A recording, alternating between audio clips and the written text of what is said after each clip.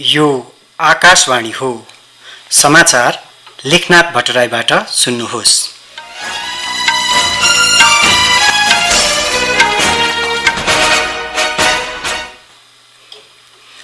सर्वप्रथम मुख्य समाचार।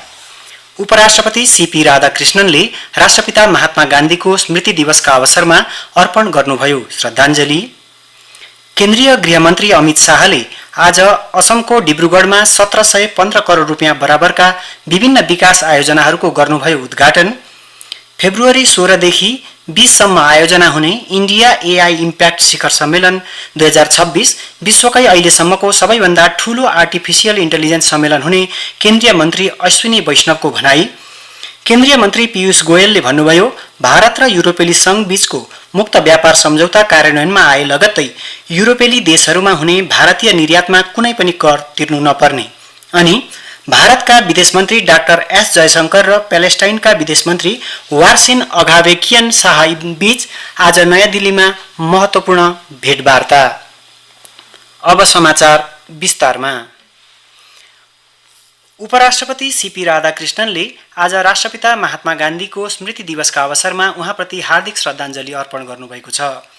नयाँ दिल्ली स्थित उपराष्ट्रपति निवासमा आयोजित एक कार्यक्रममा उहाँले महात्मा गान्धीको तस्बिरमा पुष्पगुच्छ अर्पण गरी सम्मान प्रकट गर्नुभयो।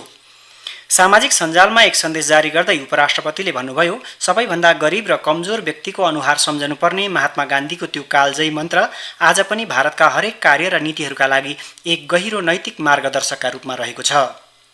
उहाँले न्याय, सद्भाव र समावेशी समाजको निर्माणका लागि गान्धीवादी मूल्य मान्यताहरूलाई आत्मसात गर्ने सरकारको प्रतिबद्धतालाई पुनः दोहोर्याउनुभयो। उपराष्ट्रपतिले गान्धीको सत्य, अहिंसा र निस्वार्थ सेवाको आदर्शले सधैँ मानवतालाई प्रेरित गरिरहने आशा समेत व्यक्त गर्नुभयो। यसैबीच उपराष्ट्रपति सीपी राधाकृष्णन र प्रधानमन्त्री नरेन्द्र मोदीले आज साँझ नयाँ दिल्ली स्थित गान्धी स्मृतिमा आयोजित एक सर्वधर्म प्रार्थना सभामा सहभागिता जनाउनुभयो। राष्ट्रपिता महात्मा गान्धीको 78औं पुण्यतिथिको अवसरमा उक्त श्रद्धाञ्जली कार्यक्रम आयोजना गरिएको थियो। सन् 1948 मा आजकै दिन नयाँ दिल्लीको बिरला हाउस, जसलाई अहिले गान्धी स्मृति भनिन्छमा राष्ट्रपिता महात्मा गान्धीको हत्या गरिएको थियो। उहाँको सम्मानमा आज देशभर शहीद दिवस समेत मनाइँदैछ।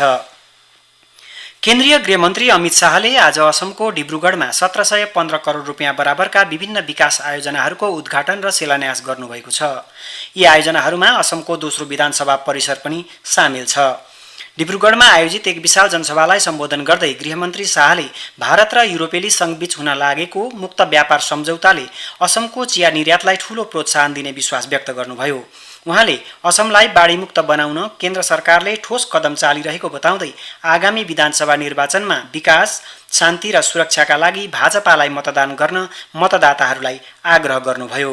मन्त्री शाहले भन्नुभयो, 250 एकड़ में आसाम के दूसरे विधानसभा परिसर का शिलान्यास हुआ है। आप लोगों को बहुत बहुत बधाई। ये समावेशी विचार कि आसाम का हर क्षेत्र, इसकी आसाम पर मलकियत, यहाँ ढेर सारे जाति, समुदाय, ट्राइब्स रहते हैं, वो सभी का आसाम पर अधिकार है और सब मिलजुल कर। प्रधानमन्त्री नरेन्द्र मोदीको नेतृत्वमा असममा पूर्वाधार विकासका कार्यहरू तीव्र गतिमा भइरहेको उल्लेख गर्दै उहाँले भन्नुभयो, पहिले हिंसा र अशान्तिका लागि चिनिने असम अहिले शान्ति र प्रगतिको पर्याय बनेको छ। श्री शाहको आसाम भ्रमणका क्रममा मुख्य परियोजनाहरूमा डिब्रुगढलाई दोस्रो प्रशासनिक केन्द्रको रूपमा विकास गर्न 284 करोडको लागतमा नयाँ विधानसभा भवन र विधायक आवास, यसमा 800 सिटको अत्याधुनिक प्रेक्षालय, 447 करोडको लागतमा बहुउद्देशीय खेलकुद परिसर, 292 करोडको लागतमा वन्यजन्तु स्वास्थ्य र अनुसन्धान केन्द्र, 692 करोडको लागतमा 15वटा सिमसार क्षेत्रहरूको पुनरुत्थान गर्ने परियोजनाहरू रहेका छन्।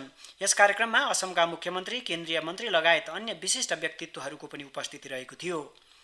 डिब्रुगढको कार्यक्रमपछि गृहमन्त्री शाह धेमाजी जिल्ला प्रस्थान गर्नुभएको छ, जहाँ उहाँ मिसिङ समुदायको सांस्कृतिक उत्सव तकाम मिसिङ पोरिन केवाङमा मुख्य अतिथिको रूपमा सहभागी हुनुभयो।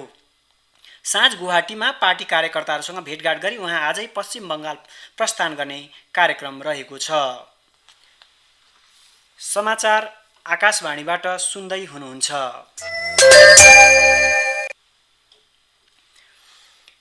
केन्द्रीय सूचना प्रविधि मन्त्री अश्विनी वैष्णवले आगामी फेब्रुअरी 16 देखि 20 सम्म नयाँ दिल्लीमा आयोजना हुने इन्डिया एआई इम्प्याक्ट शिखर सम्मेलन 2026 विश्वकै अहिलेसम्मको सबैभन्दा ठूलो आर्टिफिसियल इन्टेलिजेन्स सम्मेलन हुने बताउनु भएको छ। नयाँ दिल्लीमा आज सञ्चारकर्मीहरूसँग कुरा गर्दै मन्त्री वैष्णवले यस शिखर सम्मेलनमा विश्वका 100 भन्दा बढी प्रमुख कार्यकारी अधिकृतहरूको सहभागिता रहने जानकारी दिनुभयो। भारतले पछिल्लो समय आर्टिफिसियल इन्टेलिजेन्सको क्षेत्रमा विकास गरेको पारिस्थितिक प्रणालीको प्रशंसा गर्दै उहाँले यसलाई अत्यन्तै उत्साहजनक रहेको बताउनुभयो। उहाँले भन्नुभयो, इंडस्ट्री के कारण पूरे विश्व में भारत का एक गौरव है। इस इंडस्ट्री ने एआई का क्या उपयोग होना चाहिए, किस तरह से इसका उपयोग करके और नया रोजगार सृष्टि किया जा सकता है, उस पे बहुत अच्छा काम किया है और अभी करीब 33% इंक्रीज हुई है हायरिंग एआई रिलेटेड एक्टिविटीज में। एक फेज आया था करीब 1.5 साल का जिसमें हाम्रा संवाददाताका अनुसार यो शिखर सम्मेलन ग्लोबल साउथ विकासोन्मुख देशहरूमा आयोजित हुने पहिलो ग्लोबल एआई शिखर सम्मेलन पनि हुनेछ। यसले प्रविधिको क्षेत्रमा भारतको बढ्दो नेतृत्वदायी भूमिकालाई विश्व मञ्चमा थप बलियो बनाउने विश्वास गरिएको छ। केन्द्रीय वाणिज्य तथा उद्योग मन्त्री पीयूष गोयलले भारत र युरोपेली संघबीचको मुक्त व्यापार सम्झौता कार्यान्वयनमा आए लगत्तै युरोपेली देशहरूमा हुने भारतीय निर्यातमा कुनै पनि कर तिर्नु नपर्ने बताउनु भएको छ। एक अन्तर्वार्ताका क्रममा मन्त्री गोयलले भन्नुभयो, यो सम्झौतासँगै अब भारतले 50 अर्ब अमेरिकी डलर बराबरको गार्मेन्ट तथा टेक्सटाइल निर्यात गर्ने लक्ष्य राख्न सक्छ। उहाँले यो ऐतिहासिक कदमले देशमा लाखौंको संख्यामा नयाँ रोजगारीका अवसरहरू सिर्जना गर्ने विश्वास समेत दिलाउनुभयो। मन्त्री गोयलले थप स्पष्ट पार्दै भन्नुभयो, व्यापार सम्झौताले भारतलाई अन्तर्राष्ट्रिय भू राजनीतिको केन्द्रमा उभ्याएको छ। उहाँका अनुसार भारत युरोपेली संघबीचको यस सम्झौताको कुनै प्रतिस्पर्धा छैन र यी दुई शक्तिहरू मिलेर विश्व अर्थतन्त्रमा एक मल्टिप्लायर अर्थात् विकासको सम्वाहकको रूपमा अगाडि बढ्नेछन्। यसैबीच प्रधानमन्त्री नरेन्द्र मोदीले भारत र युरोपेली संघबीच भएको सम्झौतालाई विकसित राष्ट्र बनाउने लक्ष्यका लागि एउटा महत्त्वपूर्ण कदम भएको बताउनु भएको छ। वाणिज्य तथा उद्योग मन्त्रीले लेख्नु भएको लेख साझा गर्दै प्रधानमन्त्रीले भन्नुभयो, सरकारले यस्तो क्रान्तिकारी सम्झौता गरेको छ जसले भारतीय उत्पादनका लागि अन्तर्राष्ट्रिय बजार विस्तार गर्नेछ, नयाँ रोजगारीका अवसरहरू सिर्जना गर्नेछ र देशको मौलिक हितको पूर्ण सुरक्षा गर्नेछ। यो सम्झौताले विशेष गरी निर्यात प्रवर्धन र प्राविधिक सहयोगमा भारतलाई विश्व मञ्चमा नयाँ उचाइमा पुर्याउने विश्वास व्यक्त गरिएको छ। भारतका विदेश मन्त्री डाक्टर एस जयशंकर र प्यालेस्टाइनका विदेश मन्त्री वार्सेन अगावेकियन शाहीन बीच आज नयाँ दिल्लीमा महत्त्वपूर्ण भेटवार्ता भएको छ। भेटपछि सामाजिक सञ्जालमा जानकारी साझा गर्दै विदेश मन्त्री डाक्टर जयशंकरले दुई नेताबीच भारत र प्यालेस्टाइनको विकास र द्विपक्षीय सहयोगका क्षेत्रहरूको समीक्षा भएको बताउनुभयो। उहाँका अनुसार यो सहकार्यलाई थप सुदृढ बनाउन नयाँ पहलहरू अगाडि बढाउने विषयमा पनि दुवै पक्ष सहमत भएका छन्। यसैगरी परराष्ट्र मन्त्री डाक्टर एस जयशंकर र लिबियाली समकक्षी एल ताहेर एल्वाउर बीच आज दिउँसो नयाँ दिल्लीमा भेटवार्ता भएको छ। भेटका अवसरमा उहाँहरूबीच व्यापार, व्यवसाय, पूर्वाधार निर्माण र ऊर्जा क्षेत्रका आपसी सहयोगलाई अझ सुदृढ बनाउने विषयमा फलदायी छलफल भएको बताइएको छ। रुसी राष्ट्रपति भ्लादिमिर पुतिनले अमेरिकी राष्ट्रपति डोनाल्ड ट्रम्पको अनुरोधलाई स्वीकार गर्दै आगामी फेब्रुअरी 1 सम्म युक्रेनमा सैन्य आक्रमण रोक्ने निर्णय गर्नुभएको छ। क्रेमलिनका अनुसार शान्ति वार्ताका लागि उपयुक्त वातावरण निर्माण गर्ने उद्देश्यले यो कदम चालिएको हो। राष्ट्रपति ट्रम्पले हिजो जानकारी दिँदै भन्नुभएको थियो कि पुतिन अत्यधिक जाडोको मौसमलाई ध्यानमा राखी एक हप्तासम्म किभ र युक्रेनका अन्य सहरहरूमा गोलाबारी नगर्न सहमत हुनुभएको छ। टेनिस जगतको प्रतिष्ठित प्रतियोगिता अस्ट्रेलियन ओपनमा विश्वका नम्बर 1 खेलाडी कार्लोस अल्कारेज पहिलो पटक फाइनलमा प्रवेश गरेका छन्।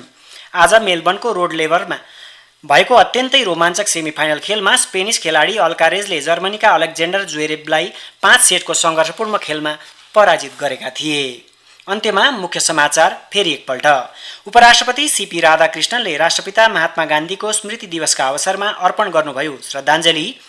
केन्द्रीय गृहमन्त्री अमित शाहले आज असमको डिब्रुगढमा 1715 करोड रुपैयाँ बराबरका विभिन्न विकास आयोजनाहरूको गर्नुभयो उद्घाटन।